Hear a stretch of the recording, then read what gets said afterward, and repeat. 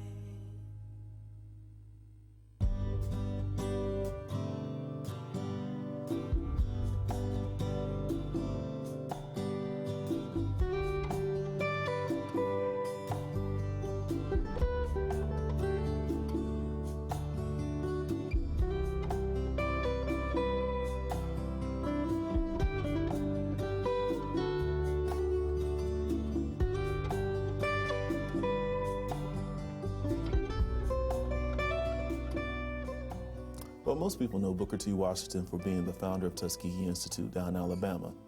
But the real reason why the United States of America honors Booker T. Washington is because between 1895 and 1915, he's regarded as the most influential and powerful African American in the country. This man was an unofficial advisor to presidents. He were personal friends with people such as Rockefeller and Carnegie, and they gave thousands of dollars in order to help promote black education throughout the country. He was the gatekeeper for those type of things. So Washington was extremely influential within the country. Well, what he accomplished was really amazing. Tell us a little bit about his journey. I mean, he obviously started right here in Rocky Mount, Virginia, but then of course he traveled the country and lived in other places afterwards. Tell us a little bit about, I guess, his life from boyhood to adult. Well, Washington said that he was born at the closest place to nowhere. He was born a slave. And when many people think about slavery, they come up with a lot of different descriptions of what it is. Basically, a slave is a person that's property. This little boy, when he was 5 years old, was valued at $400. That is the equivalent to a little over $9,000 in today's money. I always try to get people to think about how would it feel to know what your life was worth. He lived in a small log cabin right on the property here, and it was the kitchen cabin. His mother was the plantation cook. Her name was Jane, and he lived there with his older brother John and his little sister Amanda. Even though his mother was the cook, he remembered day in and day out that he was starving. He wore a shirt year-round. During the summer, that would have been nice. But during the winter, when it's 10 degrees outside and all you have is a shirt on, it could be a challenging time. He learned here about the things that he could not hold on to at that particular time. One of the jobs as a slave one of the jobs he had as a slave was to carry the books of Laura Burrows to school. Now, he would get her to the schoolhouse and help her off the horse and hand her her books, and then watch her go up to the steps of the schoolhouse. And she was a school teacher. He would watch her call all the kids inside the school so they could learn how to read and write. And then he was told to come back to this farm to do menial tasks because it was illegal to teach him how to read and write. Now, whenever you tell a child that they can't do something, what does it make them want to do? Absolutely, they'd go out and do it right away. Exactly. It created a determination within him in order to get an education by any means. And once he was free, that's the first thing that he would really focus on. So after, I guess, the emancipation and freedom for the slaves, what happened in his life? Well, his family left here. They went to Malden, West Virginia, which was a coal mining town. He worked in the coal mines there or in the salt furnace, and he was working hard, but he was given the opportunity to go to school. There was a black man there that knew how to read and write, and they persuaded this man to start up a school for the children there. And even though he may have had to go to work at 4 o'clock in the morning, he was allowed to leave work at 9 in the morning to go to school for a couple of hours. And then he would have to return to the mines after school was out. He took that sacrifice, or he made that sacrifice of getting up so early in order to learn what those letters would mean and those symbols that people were looking at in the newspapers, so he could understand the world a little bit better. So once he had that basic education, what was really, I guess, the critical moment that brought him, I guess, to what he's known for now? I mean, what made him famous? Or how did he bridge that gap from a coal miner in West Virginia, which people, of course, don't even escape from now sometimes? Right. Well, while working in the coal mine one day, he heard some men talking about a school called Hampton. They were talking about it was a school for African Americans, and he made a decision that he was going to go there. He didn't know where it was, how he was going to get there, but he started saving up money. And at the age of 16, he left Malden. He left on a stagecoach, headed towards the coast of Virginia. It turned out that Hampton was 500 miles away from Malden, West Virginia, and he eventually ran out of money for the stagecoach, and he started walking. He started getting very hungry. Once he got to Richmond, he was totally broke, no funds, dirty, stomach growling, and he had to stop there for a couple of days in order to get fed and get enough energy to continue on. But he eventually made it to the school that's now Hampton University and got a great education there. That turned him into a teacher.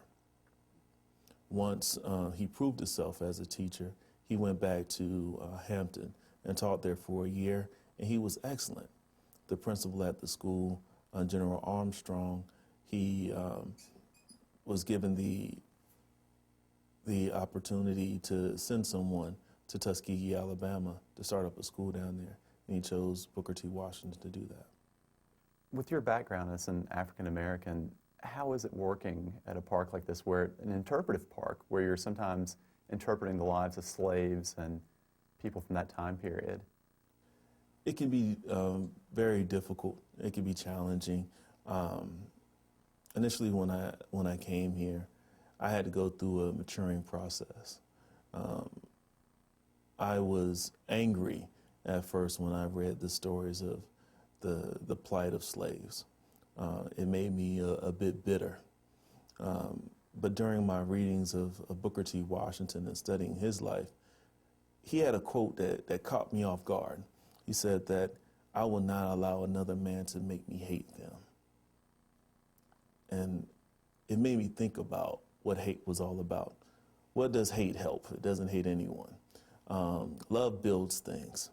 And if this man that was a piece of property at one time in his life, a man that witnessed lynchings, a man that was challenged by racial oppression his entire life, if he could stand high and not allow someone to fall to hate, he would not allow himself to fall to hate. What reason do I have to allow myself to do that thing? I have no reason to be bitter. So it helped me get over those challenges. So do you feel your work here is helping sort of re-educate people to think about slaves differently? I hope so. Many people, when they think about a slave, they think about the hardships, and some people are even taught, or they feel that it was a disgrace to be a slave. And by no means I'm not saying that slavery was good. I don't want anyone to get that out of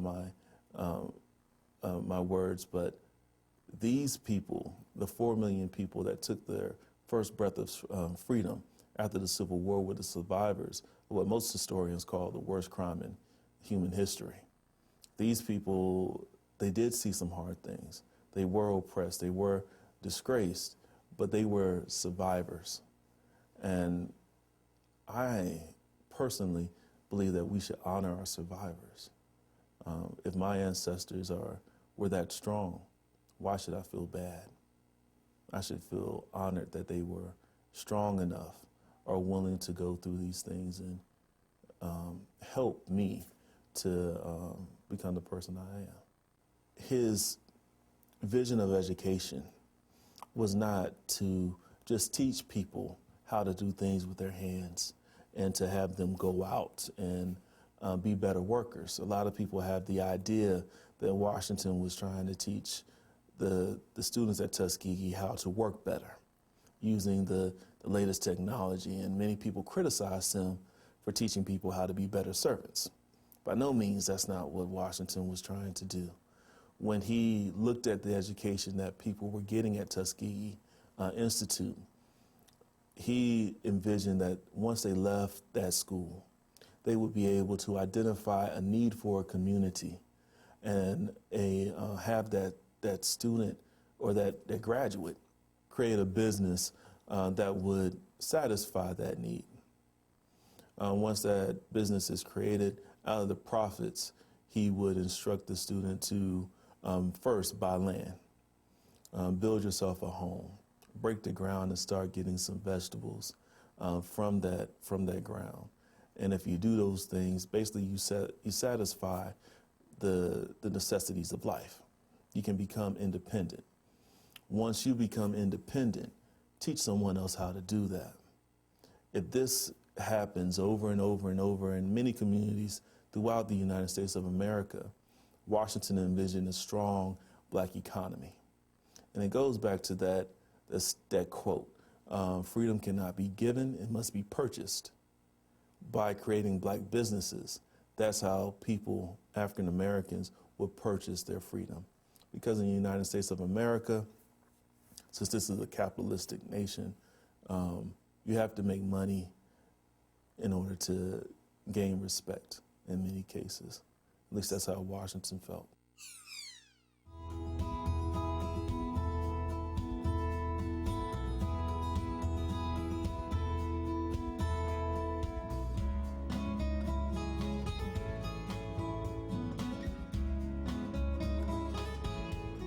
Ranger Sinclair, why don't you tell us a little bit about the Burrows plantation? Well, the Burrows plantation was an average slaveholding farm. It was 207 acres, and it helps us to destroy some of the myths about slaveholders in the South during the 1850s and 1860s. Many people have the idea that all of these people lived in large plantations.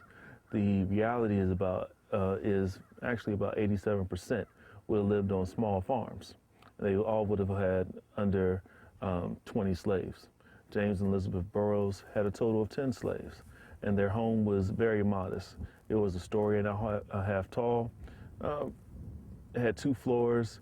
Total square footage was probably 2,000 square feet, if that.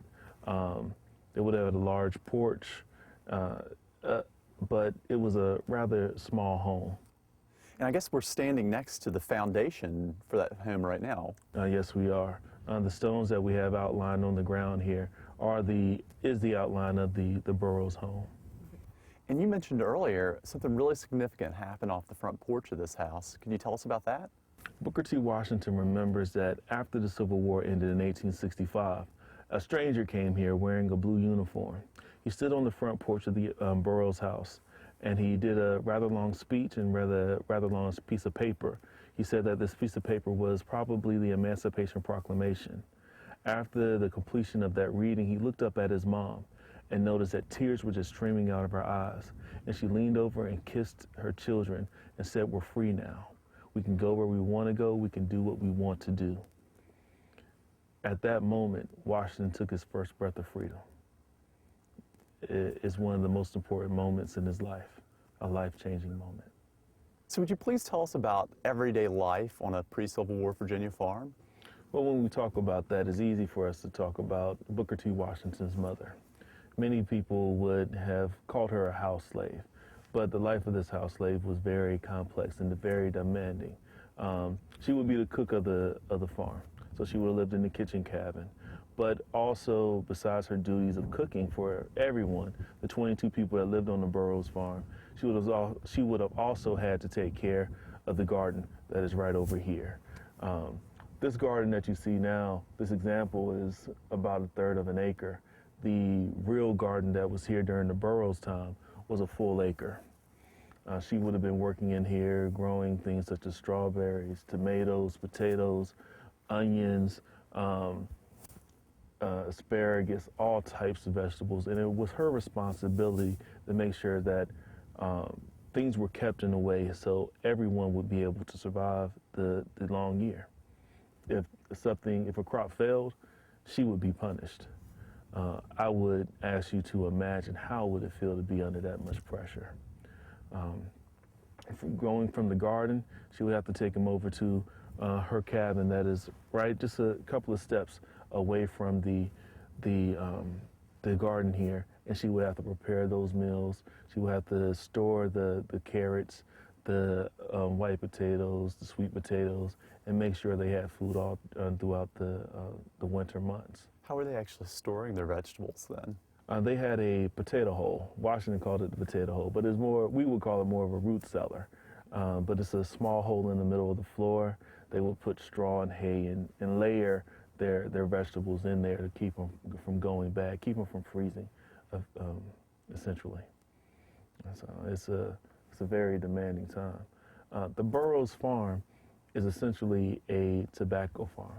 So the men that were owned by James and Elizabeth Burrows, they would have been growing 3 to 5 acres of tobacco annually and then storing that tobacco in the tobacco barn. So this is a pretty small structure. This is a reconstruction of the cabin that Booker T. Washington would have lived in while he was a slave the first 9 years of his life. I always thought it was extremely small, especially when you think that this is their home, the home for 4 people. Washington remembered sleeping on the floor in here, and he talked about in his autobiography, the walls. We had just done some rehab to the walls. We put some more mud in between the logs and to make it look a little more authentic. Before we had concrete, we put mud in so it could look more like the walls that Washington would have had. But these are very tight. When Washington said he was living here, there were hundreds of holes in the walls and about half a dozen that were large enough to let small animals crawl through. The small animals he was talking about were cats. Cats? Yes. He got very upset when he would look at the door and see that cat hole cut into the bottom of the door. He said that just was another area that allowed cold air to come in here and attack his body while he was sleeping on the floor, because the cats could have come in through any of the other 6 holes that were in the walls, excuse me. So why didn't they just re-chink the walls? Well, being the plantation cook, it was a all-day job. She would be the first person up in the morning before everybody else. She was preparing the meals, and then at night she had to stay at the owner's house until the last member of the owner's family had gone to bed. And then that was the only time of the day where she could take on her other role as a mother. She did not have enough time to re-chink the walls. Field hands had Sunday off. Sunday was the day that she still had to keep cooking. Everybody has to eat. Yes. Her life did not allow for the luxury of repairing her cabin. So we've talked a little bit about Booker T. Washington's life and how people lived. Why don't we talk a little bit about how you guys are preserving history for all the visitors now? Well, we do it in a lot of different ways. By growing the heirloom crops that we grow in our gardens, to the animals that we have here. We have Tamworth pigs. They are a historic breed of pigs that would have been here in the 1850s and used by the Burrows family and eaten by Booker T. Washington and others that were here. We have the Cotswold sheep. The type of chickens and turkeys that we have running around here are the type that would have been in this area at that time and used by the people.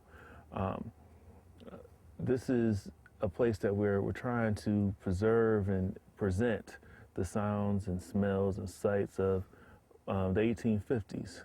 We want people to come here and be able to see a pig and be able to see sheep and horses in a way that many people would have been reacting or responding to those animals back in the 1850s. Would this area have been really nice and grassy like this when it was a working farm? No, this would have been more of a dirt farm. There would have been patches around for the animals to graze in, but most of the land here would have been dirt. We have a lot more trees here than they would have had back in the 1850s, because most of the trees were cut down for buildings or cut down for heating. The hillside that is over my shoulder over here, that would have been completely deforested back when Washington was here. But the Burrows were very fortunate to have so many springs here. There's several springs up the hill here where you can see the tree line, and on the other side beside the garden, there's probably 3 or 4 springs over there, and they all go into Jack-o'-lantern Creek, which we have a 1.5 mile nature trail that follows a portion of that, and then it runs into Gills Creek. So did they get their water actually from the springs, or did they have a well? They had almost all of their water would have came from the springs. One of Booker T. Washington's jobs as a slave here was to carry a bucket of water from the spring that's at the bottom of the hill up to his mother's home to help her out with the cooking and take it over to the men and the women that were working in the fields and the tobacco. Was it actually like a spring house, or was it just they got it like right out of the creek? Right out of the creek, right out of the creek. Right where the head of the spring, that's where they would have a spring box there, and they would have kept their milk and their butter there, sometimes some eggs down there in order to keep that cool for a couple of days. But right beside that, that's where Washington would have been dipping that bucket since the age of probably 3. Wow. And then carrying that water over to the people that needed it. While you're in Franklin County, if you're looking for a quick and tasty excursion, why not try the Homestead Creamery?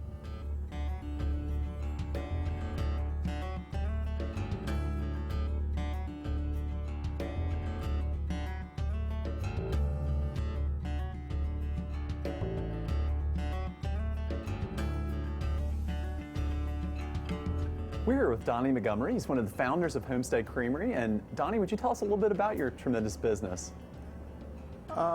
We started this business 8 years ago in January. It'll be January of 2001. 2 local farmers were trying to get extra value out of the product that they had on the farm. We decided to try the retail business where we could process our own milk. We offer a full line of milk, like non-fat, 2% whole milk. Also, we do chocolate, strawberry. For Christmas time, we do eggnog, custard.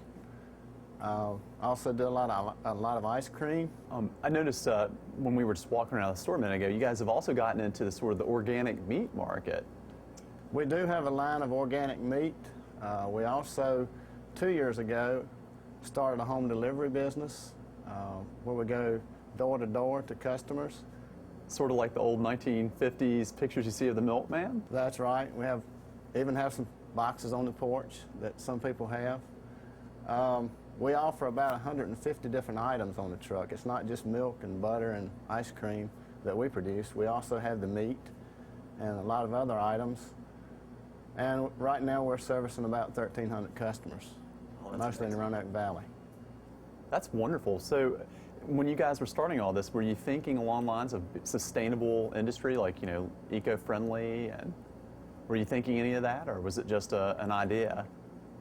Yeah, we were thinking, you know, we wanted an all-natural product, straight from the farm that was fresh, high quality. Also something that we could say was clean, you know, came from a farm that held the high standards for cleanliness. And we were just trying to get a better price for our product through our own marketing. Does all your products still originate basically from here in Franklin County? I mean, I know you're distributing as far away as, what, the coast of Virginia and... Yeah, we do. With Kroger, we're in Virginia, West Virginia, North Carolina, and the Bristol, Johnson City area of Tennessee. Wow. So we have that wholesale market with Kroger, and then locally we have our store and the home delivery, and a few other stores in the Roanoke Valley, local stores that we deliver to. So are you still able to produce all the milk here that you use, or?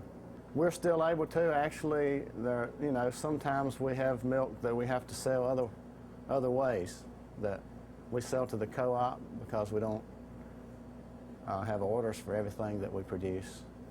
All the milk comes from 2 farms. One of the farms has about 100 cows and one about 120. So right now at this point they're producing all the milk that we use. Wonderful. Now you said you would show us around your production plant. We can go to the production plant. That'd be wonderful. Okay.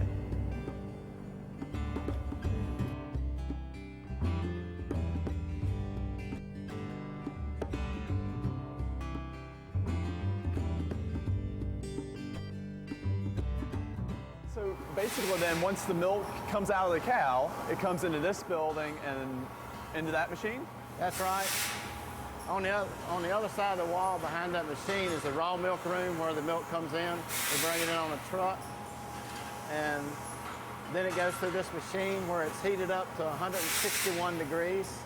It's held there for 16 to 20 seconds, and then it's cooled back down to about 38 degrees before it leaves the machine to go into the tank for bottling. So with all the bottles, I guess you obviously have someone who produces those for you. And then when people return them to Kroger's, do they come back here? Okay. Yeah, Kroger, they usually have them, they palletize them in each store. Okay. And then they'll bring us a trailer load a lot of times. Oh, wonderful. And then we just set them off and run through the washer. Okay. Well, this, of course, is my favorite part about the Homestead Creamery, is the ice cream. Tell us a little bit how y'all make it. Actually, we make the mix, everything but the flavoring, Okay. and it's pasteurized, and then it's put in this tank, All right.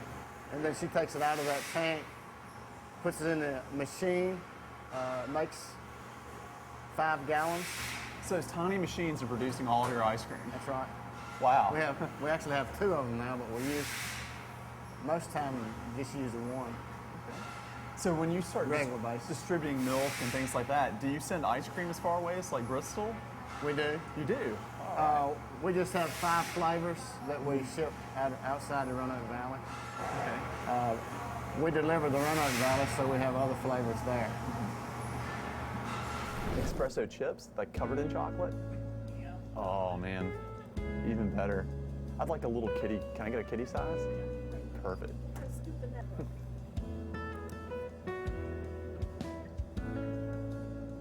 Thanks for watching Inside the Outside. I'm Greg Harmon. If you'd like to visit the monument, just remember it's a short drive down Route 122, Booker T. Washington Highway.